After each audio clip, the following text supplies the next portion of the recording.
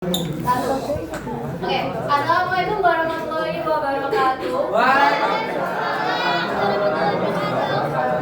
Di dalam pendidikan ini kita masih ada pro dan kontra antara TKA. Oleh karena itu kami dari kelompok 5 izin membahas mengenai ini tes kemampuan akademik Pancasila 2026, yaitu melalui tinjauan epistemologi ilmu pendidikan dalam pengetahuan identitas nasional siswa Mandua Duren pada Kabupaten Malang di era diskusi.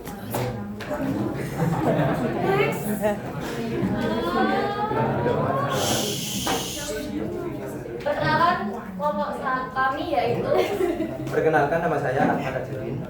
saya Penggang Kesia Rahmadi, Saya Faizal Hafsa. Saya Haruna Mahani. Saya Ida Rujana. Saya Muhammad Zauki.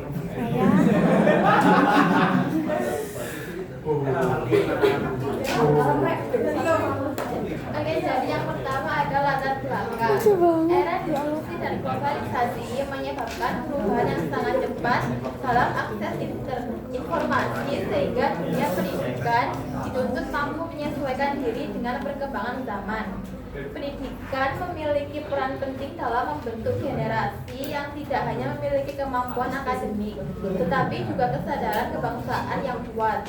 Dalam hal ini, pendidikan Pancasila dan kewarganegaraan berperan sebagai sarana untuk membentuk warga negara yang berpikir kritis, bersikap demokratis, serta memperkuat identitas Permisi buat kelompok 6 siapa? Tidak tahu satu Iya, Udah. Thank you. globalisasi. Pendidikan Pancasila tidak hanya berfungsi sebagai transfer pengetahuan mengenai nilai dasar negara, tetapi juga sebagai proses pembentukan karakter dan identitas nasional generasi muda. Namun perkembangan teknologi informasi juga menghasilkan berbagai tantangan seperti penyebaran hoax dan polarisasi sosial dan melemahnya pemahaman terhadap nilai-nilai kebangsaan, sehingga diperlukan pendekatan pembelajaran yang mampu mendorong kemampuan berpikir kritis serta didik. Dalam perspektif epistemologi ilmu pendidikan, pendidikan tidak hanya berkaitan dengan penyampaian pengetahuan, tapi juga bagaimana pengetahuan diperoleh, diuji, dan dipahami secara rasional serta ilmiah.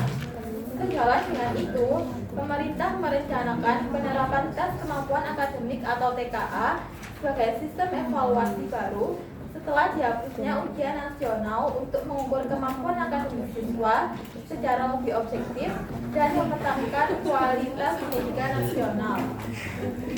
Namun relasi TKA masih menjadi perdebatan karena sistem seleksi perguruan tinggi memiliki mekanisme tersendiri sehingga berpotensi menimbulkan ketidaksinkronan dengan evaluasi pendidikan di tingkat menengah.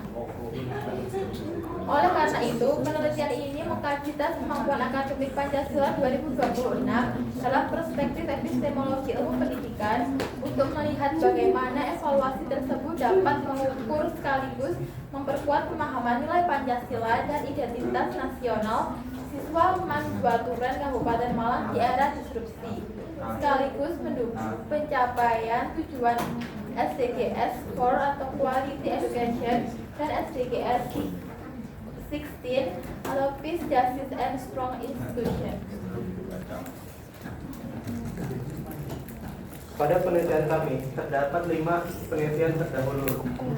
Yang pertama yaitu Narhun yang ditulis oleh Narhundia yang berjudul Peran Pembelajaran Pendidikan Pancasila dalam Meningkatkan Kesadaran Nasionalisme Siswa Melalui Internalisasi Nilai-Nilai Kebangsaan, yang berisi pembelajaran pendidikan Pancasila mampu meningkatkan kesadaran nasionalisme siswa melalui internalisasi nilai-nilai kebangsaan dalam proses pembelajaran.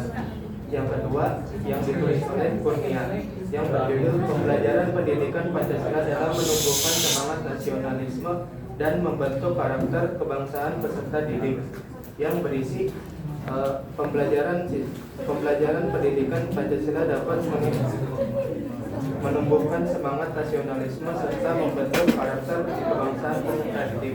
Yang ketiga yang ditulis oleh Fadila yang berjudul Peran Pendidikan kewarganegaraan dalam menjaga identitas nasional generasi muda di era globalisasi dan disrupsi, yang berisi menekankan bahwa di tengah arus globalisasi dan di era disrupsi, pendidikan kewarganegaraan memiliki peran strategis dalam menjaga identitas nasional generasi muda.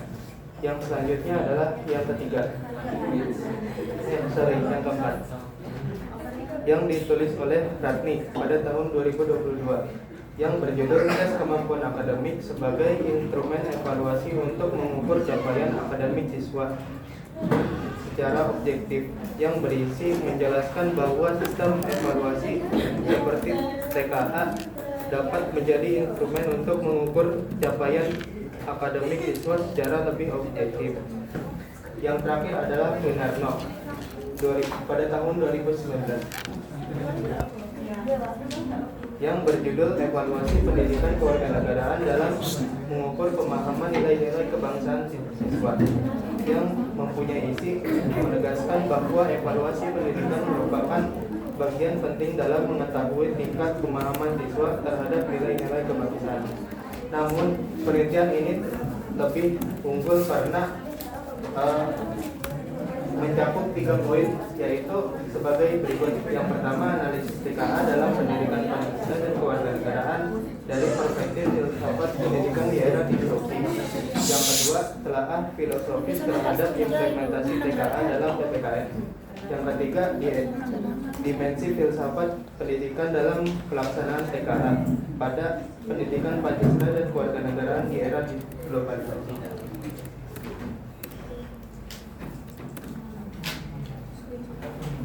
Kelompok kita mengambil 3 rumusan masalah. Yang pertama yaitu bagaimana sih urgensi TKA Pancasila dalam memperkuat pemahaman nilai Pancasila pada generasi muda berdasarkan perspektif epistemologi. Terus yang kedua, bagaimana efektivitas pembelajaran tes kemampuan akademik Pancasila 2026 di era disrupsi pada siswa MAN 2 Kabupaten Malang.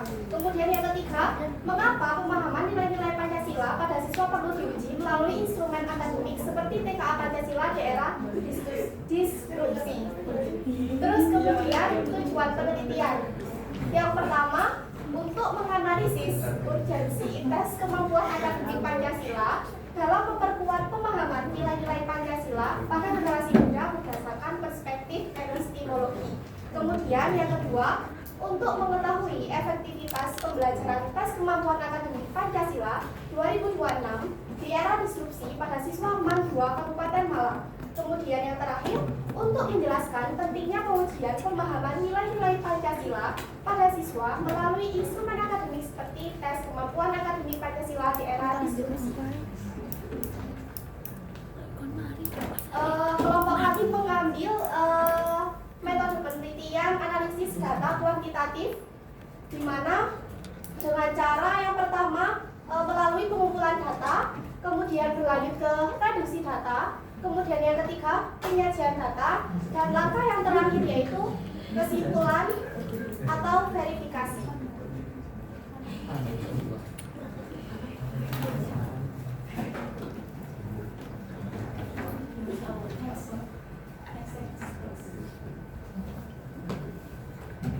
Itu pembahasan pertama kita, yaitu mengenai urgensi dari TKA Pancasila melalui memperkuat bagaimana pemahaman nilai Pancasila itu pada generasi muda saat ini, dan di mana dia itu berdasarkan pada perspektif pada epistemologi. Nah, epistemologi itu sebagai pada pandangan filsafat itu.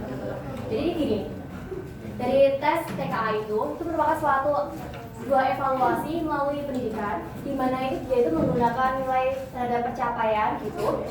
Tujuannya itu ditujukan ke siapa? Yang pasti itu untuk peserta didik pada mata perkuliahan tertentu. Contohnya itu pada filsafat bisa, PPKN juga bisa. Selalu itu selanjutnya dia itu diatur juga oleh itu Kemendikbudrismen pada nomor 9 tahun 2025. Nah, dalam hal ini TKA dia itu dirancang secara sistemologi dan mengukur pada tingkat pengetahuan.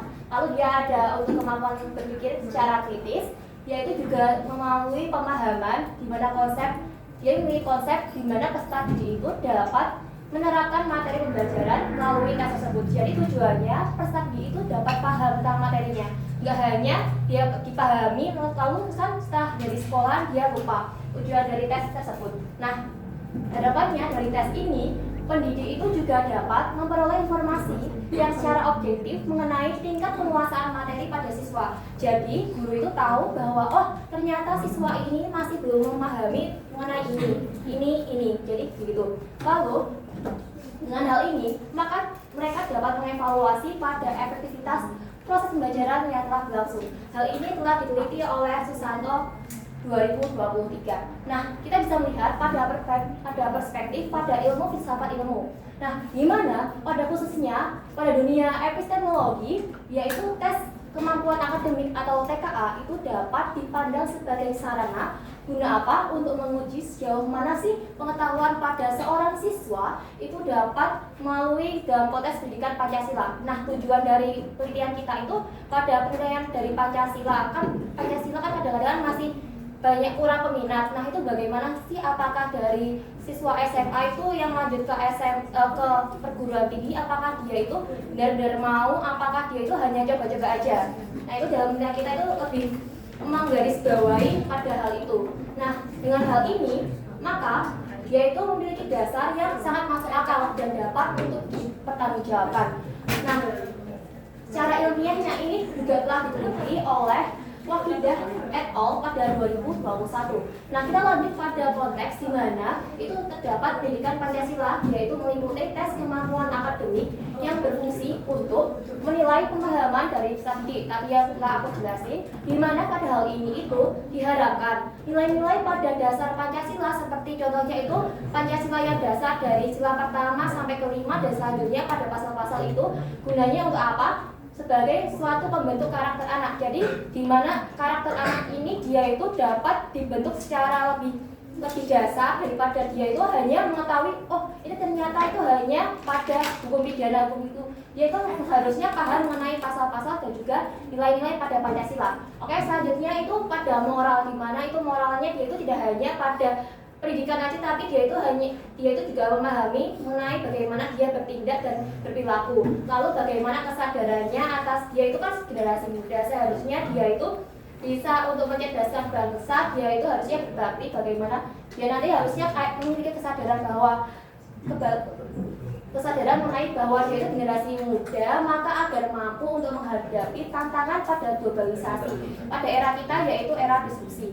Yang serta itu dapat menumbuhkan nilai bela negara. Hal ini juga telah diteliti oleh Mandala 2025 dan juga Sirupangkanona dan Fora 2025. Lanjut. Nah, di sini kita itu kan udah mencari informasi dan kita udah mengolah data. Kita itu membagikan pada Google Formulir yang telah kita bagikan pada SMA 2.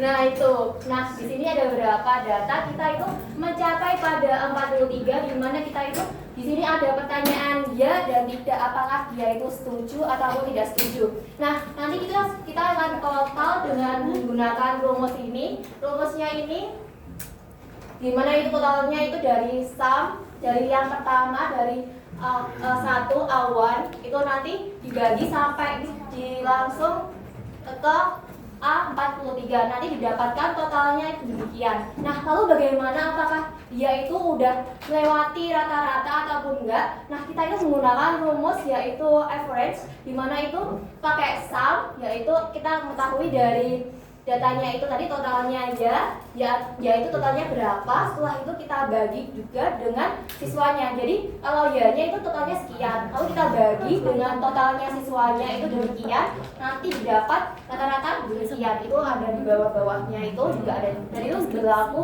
untuk informasi mengenai ya tidak, hasil seperti ya tidak gitu. Ini untuk grafik dari diagramnya, ini dari siswa yang udah menjawab. Oke, selanjutnya itu apakah dia itu efektif atau enggak? Kita itu juga meneliti dari ini, apakah siswa tersebut itu udah setuju ataupun enggak sih dia tentang TKA. Nah, kita itu juga menggunakan diagram, di mana kita menggunakan diagram batang dan juga diagram Venn, di mana pada diagram batang itu diperoleh hasil demikian, lalu kita itu memperoleh total yaitu sebanyak 43, yaitu menjawab ya sebanyak 540 anak. Nah, lalu yang menjawab tidak itu sebanyak 19 dari jawaban. Maaf. Nah, lalu penilaiannya totalnya yaitu didapat dari rata-rata 4163,77, lalu dengan rata-rata itu 96,6. Jadi itu sudah termasuk di atas rata-rata. Jadi mereka setuju bahwa TKA itu bisa diterapkan pada kehidupan sehari-hari, yaitu dapat untuk memperkembangkan kemampuan dan juga dapat melatih kita untuk berpikir kritis dan juga kita dapat meningkatkan moral kita di kehidupan selanjutnya. Selanjutnya itu mengenai penilaian tidak, di mana penilaian tidak itu didapat dari 146,23 dan kita rata-rata dengan rumus tadi itu menjadi 3,4, di mana jadi yang menjawab tidak itu sangat rendah pada kegiatan tersebut. Jadi ini ya teman-teman buat rata-ratanya. Ini bisa dilihat. Next. Baik, sekarang kita bergeser ke implementasi tes kemampuan akademik tahun 2026 di era distribusi. Nah, dari data yang dipaparkan teman saya bahwa tes kemampuan akademik 2026 itu dinilai efektif dan dapat berjalan sesuai mestinya sebagai instrumen evaluasi dan adaptif di era digital. Nah, selain kami mengambil data dari pilihan ganda, kami juga mengambil data dari isian, yaitu pendapat siswa langsung mengenai tes kemampuan akademik. Tes kemampuan akademik Pancasila 2026 dinilai efektif. Hal ini sependapat dengan siswa Madura Malang, yaitu Reza Sardana kelas 12.1, yang menyatakan bahwa TKA merupakan tolak ukur yang sangat baik untuk memetakan sejauh mana pemahaman siswa terhadap materi pelajaran yang nantinya digunakan sebagai bahan evaluasi. Hal ini juga diperkuat oleh pendapat siswa, yaitu Manzilatul Mabruro kelas 12.3, yang menyatakan juga bahwa TKA membantu sekolah untuk mengetahui kemampuan siswa secara lebih objektif, sehingga membantu mereka lebih siap menghadapi tantangan di era digital.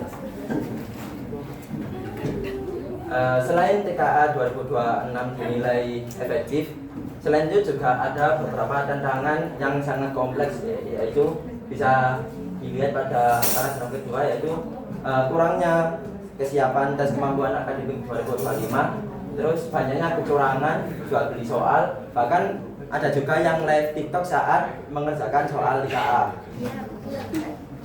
Izin menambahkan, jadi kan tadi kan mengenai kecurangan. Nah, sebenarnya itu kecurangan itu yaitu bukan pada pemerintahnya, tapi bisa itu dari sekolahnya. Karena kenapa? Jadi karena pemerintah itu sebenarnya sudah diterapkan pada pasal 1945 mengenai pada tahun 1945 mengenai pasal 17 ayat 3, di mana itu dia itu berdasar pada landasan operasional pada prosedur. Jadi dia itu ada prosedurnya di situ, yaitu mengatur mengenai kewenangan dan juga pengawasan terhadap pelaksanaan ujian. Di mana hal ini secara lebih singkatnya itu juga telah diterapkan pada UU, pada Sidekmas, pada pasal pasal 57 dan juga pasal 58. Di mana hal ini itu pada kewenangan evaluasi terhadap hasil kerja yang dapat ini diwujudkan dalam TKA untuk mengurangi terhadap manipulasi dan lain-lain.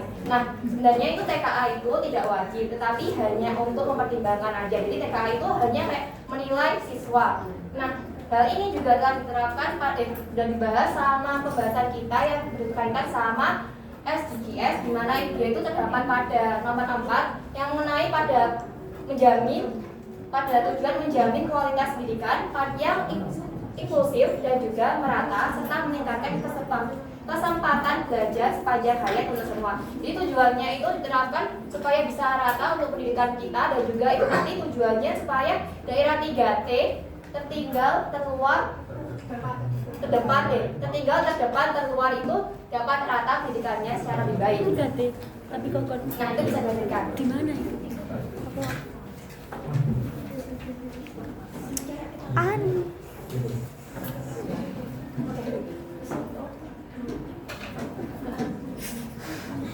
Baik ya, dikarenakan kita itu mengambil tesnya kepada siswa, kami juga diperlukan data penguat, yaitu dari salah satu wakil kesiswaan, yaitu Ibu Anis Nurowida SPD, yang menyatakan bahwa tes kemampuan akademik itu kan diatur dalam Undang-Undang Permendikbud nomor 9 tahun 2025.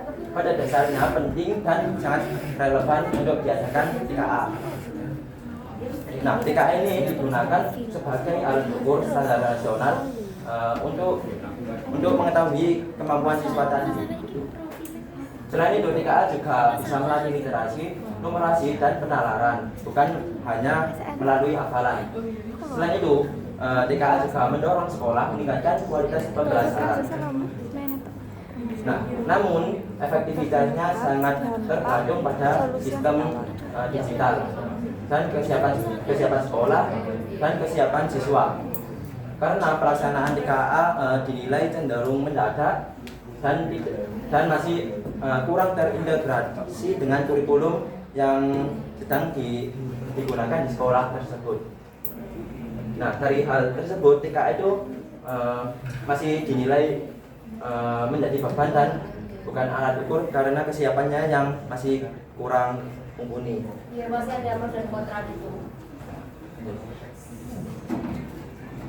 Nah, dikarenakan tadi disampaikan bahwa TKA ini pelaksanaannya sangat mendadak, yaitu undang-undangnya itu baru keluar tahun 2025. Nah, terus beberapa selang bulan itu dilaksanakan TKA, yaitu siswa-siswa kayak sok kaget gitu, tiba-tiba ada TKA gitu. Bahkan persiapan mereka itu juga kurang. Maka diperlukannya perencanaan dan manajemen waktu yang lebih matang. Ya, ini masih poin 1. Masih 1. Terus aku buat kayak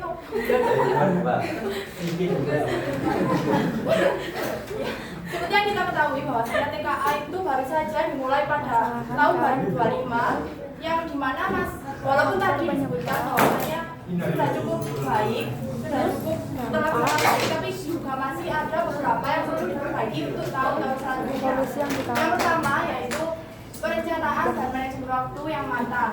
Jadi ya, karena TKA ini mendadak, bahkan siswa itu mengeluhkan bahwasanya selang antara dikasihnya kisi-kisi sama pelaksanaan itu sangat mendadak. Itu akan membuat mereka shock tadi.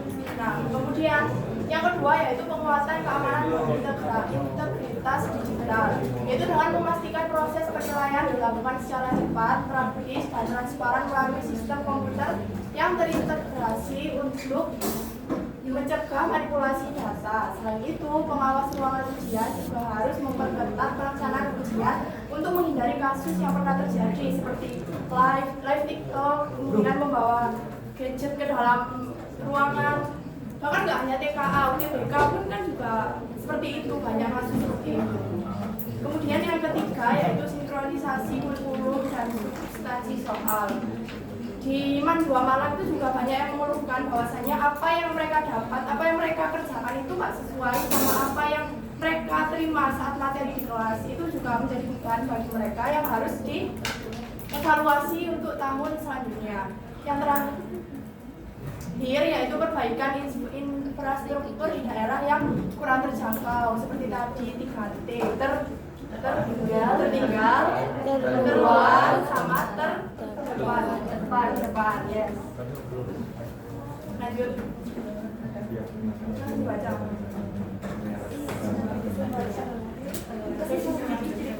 Kesimpulan dari penelitian kami yaitu dalam perkembangan teknologi digital dan adu informasi yang cepat atau pada era disrupsi saat ini, tes kemampuan akademik Pancasila mempunyai kepentingan dalam memperkuat pemahaman nilai-nilai Pancasila pada generasi muda. Dalam perspektif epistemologi, TKA berfungsi sebagai alat evaluasi yang menguji sejauh mana pengetahuan peserta didik tentang Pancasila diperoleh secara rasional, terstruktur, dan dapat dipertanggungjawabkan secara ilmiah. Hasil penelitian yang telah dilakukan menunjukkan bahwasanya implementasi TKA Pancasila ini sudah cukup cukup efektif dalam mengukur pemahaman siswa serta proses evaluasi pembelajaran. Melalui evaluasi pendidikan yang adaptif terhadap perkembangan zaman, TKA ini hanya berperan dalam menilai kemampuan sebagai peserta didik, tapi juga menjadi sarana untuk memperkuat kekawasan kebangsaan, kesadaran teknologi, dan kesiapan generasi muda dalam menghadapi tantangan globalisasi daerah yang saat ini. Nah, sebelum ditutup, Pak Saoki mau pantun. Jadi teman-teman. Terima kasih teman-teman. Sampai di sini presentasi kita. Sebelum kami undur diri, izinkan saya membacakan sebuah pantun.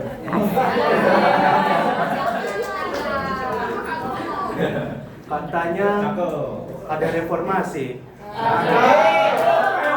Katanya tetap korupsi. Kemudian presentasi saya akhiri. Terima kasih, kami pamit undur diri.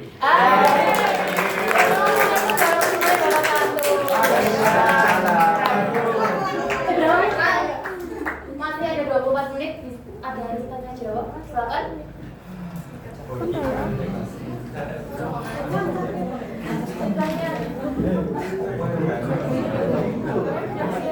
Ada yang tanya gak, Rek? 3, 2, 1. Ya silakan, Desi. Oke, saya mau nanya. Kalau nama saya Desi, perasaan dari kelompok.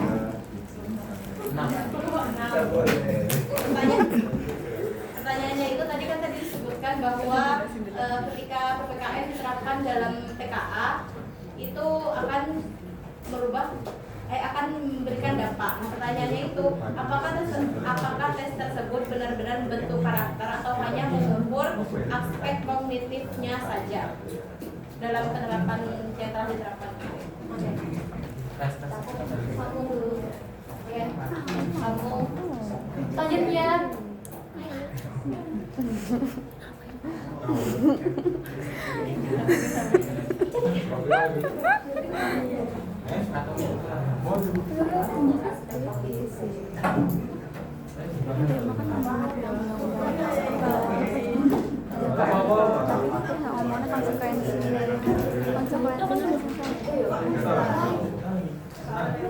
Kakakku. Ya, silakan.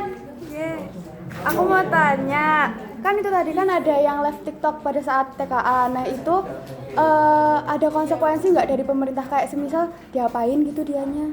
Diapain? Kan harusnya kan nggak boleh. Nah dia kok bisa apa sih kecontalan? Oke, Ya sudah.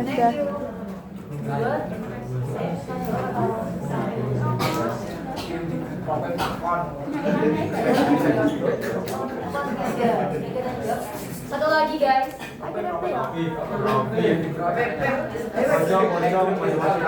Yang penting PAI.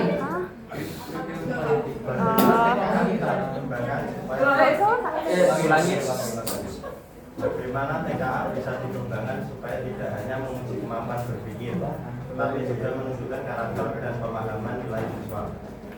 Oke, baik. Baik, terima kasih atas pertanyaannya. Izinkan kelompok kami untuk mendiskusikan.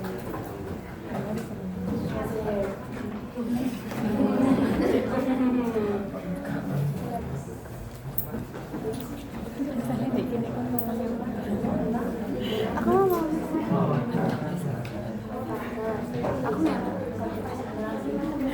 Cat.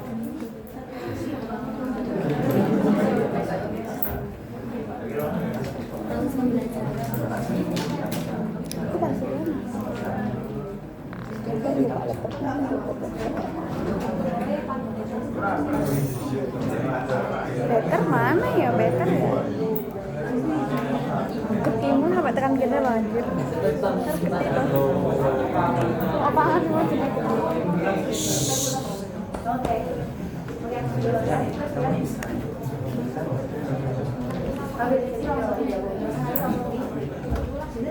Udah buset sih 23 menit. Izin kami menjawab pertanyaan pertama milik Mbak Desi. Jadi tes TKA kan tes. Nah, tes itu sebenarnya itu lebih mengarah ke aspek kognitif, di mana yang mengukur pengetahuan siswa tentang sejauh mana mereka mengetahui dan memahami Pancasila. Nah, tapi kemudian di mana dan bagaimana Pancasila itu diterapkan dalam diri siswa itu yaitu dengan kehidupan sehari-hari. Seperti misal di sekolah, kan kita di sekolah nggak hanya menerima materi aja, kita juga diajarkan bagaimana kita berperilaku jujur, kemudian bertanggung jawab terhadap tugas dan lain sebagainya. Nggak hanya sekolah, tapi di keluarga kita juga diajarkan empati dan lain sebagainya. Ada tambahan? Oke, jadi jawabannya Desi sama Tadi Rocky sebenarnya sama. Jadi sebenarnya TKA itu tidak hanya pada pemahamannya kita itu pahamannya, tapi juga ada nilai-nilai karakter. Seperti contohnya kan contohnya kalau kita mau ngambil PPKN, biasanya itu kita diberikan soal itu PPKN, mengacu pada PPKN. Nah, dalam PPKN sendiri kita bisa lihat kan soal-soalnya. Itu contohnya contohnya sederhananya itu pada kehidupan sehari-hari. Pada contohnya gini. Firda membantu Sauki mengerjakan tugas. Itu termasuk sila keberapa? Nah, dia tidak hanya pada pemahaman dia itu mengenai sila keberapa, tapi juga nilai moralnya. Nah, membantu dalam hal ini yang kita garis bawahi itu adalah membantu. Membantu itu kan adalah sikap kita, bagaimana kita bertindak, berperilaku. Nah, hal ini juga dapat diterapkan sama anak-anaknya, tergantung kita kembalikan lagi kepada anak-anaknya bagaimana dia itu menangkap juga gitu. Kita tambah lagi. Ini apa ada sanggahan? Ada sanggahan? Dari Rafiq saya sama. Ya, cukup. Cukup. Oke, lanjut ke Laila, boleh ulangi lagi tadi. Yang pertama. Kita akan memuncak satu-satu azim. Singkat atau Singkat aja. Oke. Ada intinya. Intinya tadi kan itu kan ada yang lolos sampai live TikTok pada saat TKA. Nah itu yang live itu bisa dapat konsekuensi dari pemerintah nggak? Oke. Kalau konsekuensi pada pemerintah itu sebenarnya pemerintah itu sudah nerapin bahwa kita itu ada seperti peraturan-peraturannya. Tetapi yang udah aku jelaskan tadi pada pasal 17 ayat 3 dan juga ada UUD tentang Sindikmas gitu. Nah, sebenarnya gini, TKA itu kan bisa dari pemerintah, tetapi dia itu dikembalikan lagi kepada sekolahnya. Jadi yang menerapkan pada hal itu sebenarnya itu sekolahnya. Apakah sekolah itu udah ketat ataupun enggak dalam memberikan peraturan. Jadi kalau pemerintah udah yakin bahwa sekolah ini bisa, tapi pada nyatanya itu sekolah tersebut itu nggak bisa. Nyatanya dia itu sangat lalai. Nah, hal ini bisa saja jadi kayak sekolahnya orang-orang yang mencontek itu sangat mudah banget. Jadi kayak kita, nggak apa-apa kan pengawasnya ibu itu kan, bisanya kita itu kan. Nah, kayak misalnya menyiapkan PPK itu. Tapi kalau pengawasnya tegas ataupun gimana kan kita pasti takut. Nggak berani lah kalau aku nyontek, soalnya nanti ibunya pasti akan manggil aku ke BK dan lain-lain. Nah itu jadi kita kembalikan kepada sekolahnya. Sebenarnya itu bukan salah pemerintah, tapi bagaimana dari sekolahnya itu dan juga pesertanya juga. Sebenarnya TKA itu hanya bagaimana cara kita untuk mengukur apakah kita itu udah mampu ataupun enggak. Nanti jadi pas di perguruan tinggi nanti kita dapat paham gitu. Cukup sekian. Cukup. Makasih. Oke, kita buka lagi 2 pertanyaan.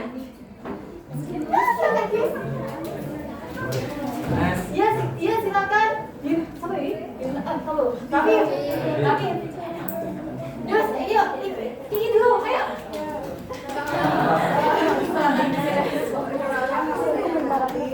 Ya. Menurut kelompok kalian dengan adanya TKA ini berarti secara tidak langsung sistem di Indonesia ini masih memfokuskan tolak ukur kecerdasan daripada output untuk aspek etika dan adat. Kemudian pertanyaannya, bagaimana penerapan sila-sila Pancasila ini dapat secara optimal diterapkan dalam pendidikan Indonesia? Nice. Oke, lanjut. Di sini saya akan bertanya terkait. Soalnya gak kedengaran, mohon agak keras ya Kak. Terima kasih. Di sini saya akan bertanya terkait dari beberapa siswa. Jadi berdasarkan sumber yang saya kutip ini dari artikel yang Asik artikel Indonesia.com com. Di sini pada banyak siswa yang mengeluh terkait dengan soal TKA yang tidak sesuai dengan materi yang diajarkan di sekolah.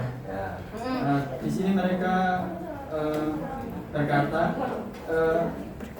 siswanya ini berkata dari SMA Negeri 15 Surabaya, mereka berkata banyak materi tidak muncul dari yang saya pelajari pada mata pelajaran selama ini.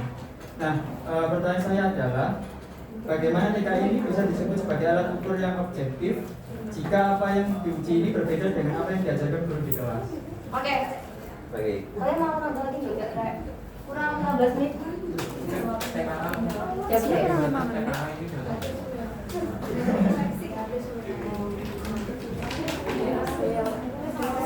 Kita diskusikan lebih dahulu. Kalau jawab jangan cepet-cepet ya. Kalau jawab jangan cepet-cepet. Iya. Aku langsing. Cobaan. Nggak tahu. Nampak lihat. Iya ta. Tapi yang jawab ditulis namanya. Emang Ini.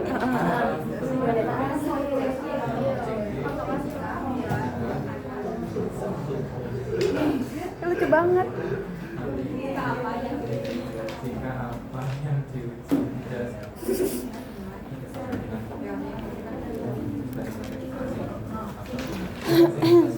orang niat sih.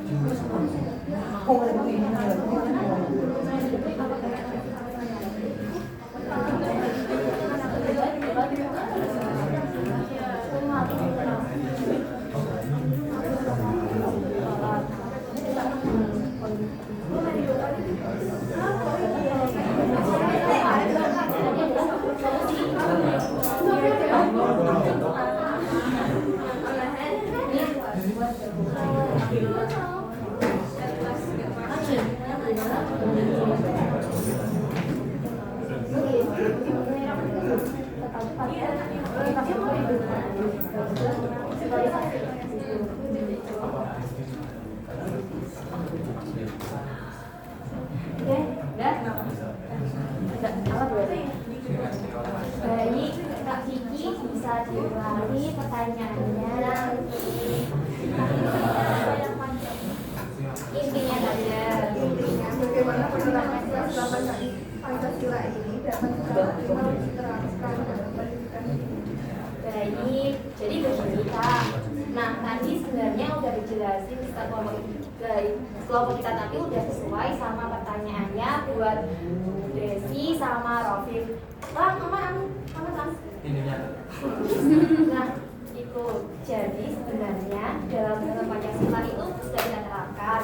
Khususnya itu kita udah menerapkan pada saat SD, SMK, kita udah menerapkannya bukan Kak. Nah, dalam hal ini pada sila kita udah menjelaskan pada anak-anak ini seperti contohnya gini. Sila Pancasila bintang sila berapa? Kayak contohnya dingin pada itu pada sila berapa? Sebenarnya kita di Indonesia itu sudah untuk memperkenalkannya. Tadi poinnya Kakak kan demikian. Nah, terus tadi ada tadi Kak yang tadi Kan kalau di Indonesia kan nggak bisa merasakan ya kalau aku misalnya. nah, itu Kak. Itu kan bintang. Iya. Kan bintang TKA atau kalau Ada di UN. nah itu kan berarti di Indonesia itu masih fokuskan pada output ya akademik. Nah, Sehingga membandingkan bagaimana aspek etika dan ada dari anak-anak tersebut. oke. Jadi ya dari informasi yang aku dapat Kak, sebenarnya emang kita itu lebih sebenarnya UN sama yang tadi TKA itu emang diperlukan banget buat kita nanti buat kedepannya di gimana nilainya nanti bisa buat masuk ya. Tapi kita itu lebih fokuskan pada ini materi kita itu TKA Kak. Jadi TKA itu kita itu sebenarnya TKA itu enggak bahas sama buat kuliah ya kan. Biasanya kan TKA itu tidak hanya pada SMP, SD, tapi dia itu juga pada SMA juga kan. Nah, pada SMA ini sebenarnya SMA itu cuma memiliki pemahaman aja. Nah, sebenarnya SMA ini kita menerapkan pada SNBP dan juga pada UTBK dan lain-lain. Nah, UTBK ini sebenarnya itu tes kemampuannya kita. Lalu kalau mengenai nilai sebenarnya bagaimana cara pada nilai-nilainya itu sebenarnya kita itu belum pelajari, tapi kita kembalikan lagi pada anak-anaknya. Karena kenapa? Karena gini Kak, dalam hal ini itu sebenarnya seorang guru itu hanya memberitahukan, tetapi kita akan kembalikan lagi pada lingkungannya. Apakah lingkungan itu toksik atau enggak?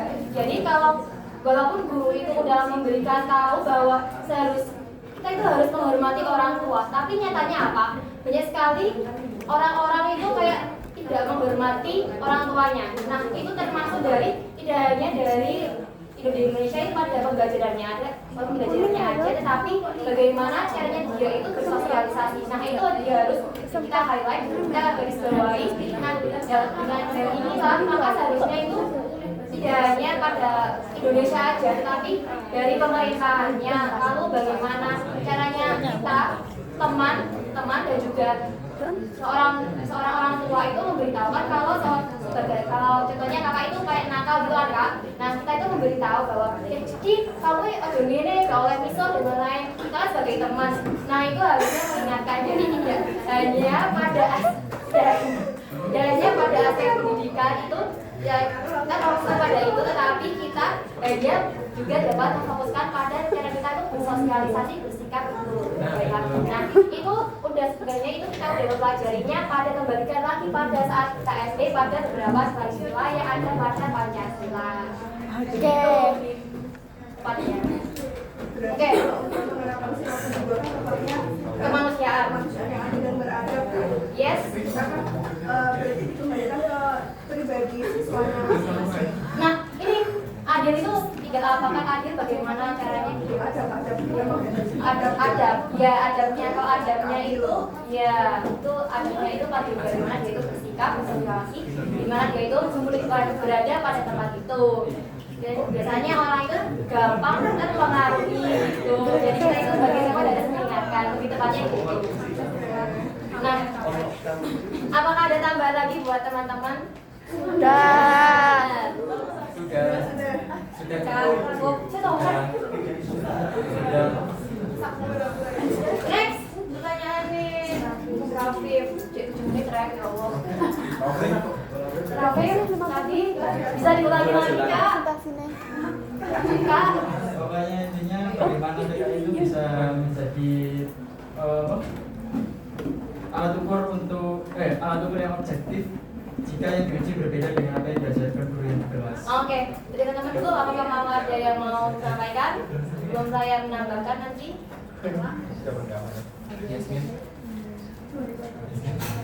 Baik ya, tadi itu udah kami jelasin kayak efektivitasnya dan kekurangannya. Nah, tadi itu kan di poin itu bisa dijelasin bahwa TKI itu memang masih belum cukup efektif, masih belum terselenggara dengan baik karena memang waktunya yang mepet, terus kurikulum yang tidak sesuai itu karena memang sangat mendadak gitu Mas. Jadi untuk pemberian kisi-kisi dan pelaksanaannya itu mendadak dan juga memang benar yang dikatakannya Masnya. Nah, ini bisa menjadi bahan evaluasi untuk TKA ke depannya gitu. Nah, saya menambahkan jadi oke. Iya lanjut. Benar ya? Enggak kok. Hah? Enggak. Agak keras. Tidak keras. Jadi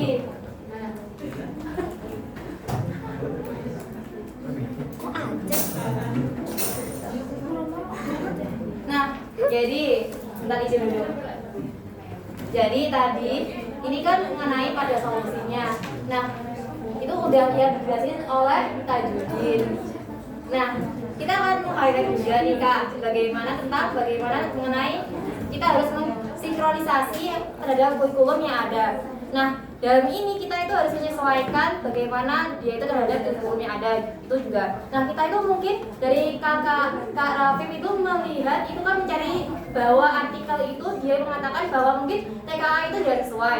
Tapi kita lihat lagi nih Kak, pada daerahnya itu dia itu mengatakannya itu bagaimana. Soalnya gini, banyak pada wilayah tersebut dia itu mengatakan tidak setuju hal ini tidak efektif, tapi pada nyatanya kota-kota itu dia itu menyatakan bahwa sangat efektif sekali. Karena kenapa? Dia itu dapat mengukur. Bayangkan saat ini aja kalian itu flashback kepada masa lalu. Saat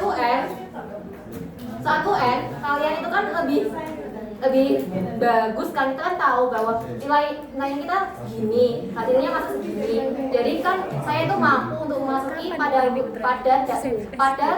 sekolah tersebut. Nah, dengan hal ini jadi dia itu dapat mengukur pada tingkat kemampuannya. Tapi bayangkan kalau tidak ada UN, maka dia itu kan pasti ada kayak zonasi dan lain-lain. Itu nggak efektif. Sama aja dong kamu itu masuk pada SMA ataupun pada sekolah yang bagus, tapi kamu itu ternyata itu nggak mampu, kayak kurang mampu buat memahaminya. Sebenarnya itu kita kembalikan pada anaknya juga. Sebenarnya itu TKA itu sebenarnya efektif tergantung pada dia itu sudah menerapkan ataupun enggak. Jadi Oke. Jadi sebenarnya itu kita itu harus mensinkronisasikan. Nanti mungkin ada sanggahan dulu dari Kak Rafif. Tadi di daerah mana Kak? Kak boleh tahu? Surabaya. Nah, pada apa dulu? Oh, tanya kenapa?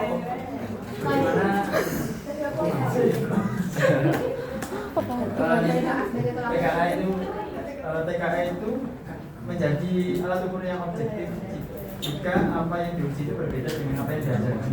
Nah, kalau masalah menguji, sebenarnya TKA itu sudah ada, sudah dipahami. Sebenarnya soal-soalnya kalau aku itu diskusi sama guruku, sebenarnya itu kita itu udah dipelajari, tetapi gimana siswa itu masih belum mengetahuinya. Contohnya aku lihat itu pada sorotan story dari guruku itu banyak nilai dari matematika adik-adik tingkatku itu toh ternyata itu sangat turun banget. Nah aku tanya, ini gimana sih?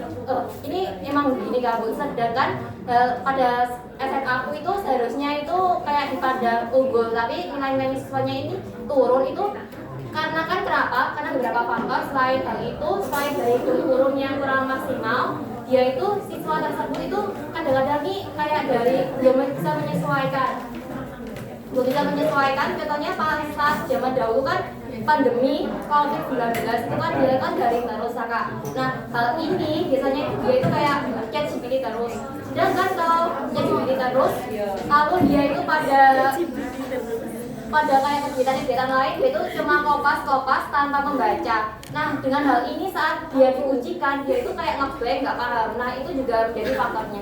Jadi selain dari tadi yang udah dijelasin sama Tajudin, sebenarnya kita kembalikan lagi ke siswanya juga apakah dia itu sudah diterapkan ataupun enggak. Soalnya gitu, percuma aja kalau sebenarnya kita sebagai pendidik itu memberikan soal-soal itu kepada siswanya, tetapi siswa tersebut itu tidak bisa mengamalkan dan dia itu lebih mementingkan nilainya yang unggul daripada pemahamannya. Itu kita highlight, kita garis bawahi. Sekian dari saya, terima kasih.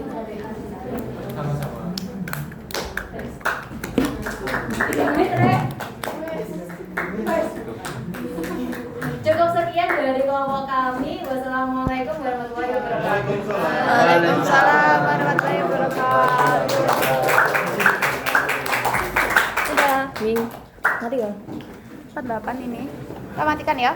Saya ben 50 pas.